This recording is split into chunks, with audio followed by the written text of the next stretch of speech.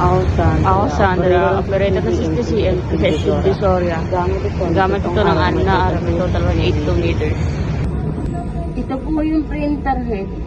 Ang huling palit po sa color, December 2024. Sa white naman po, January 2025. Ito naman po yung cupping na may 60% good condition pa po. Head clean.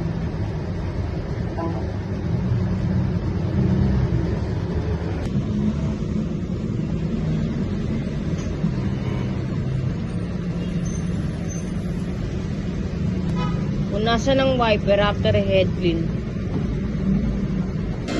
Nozzle check.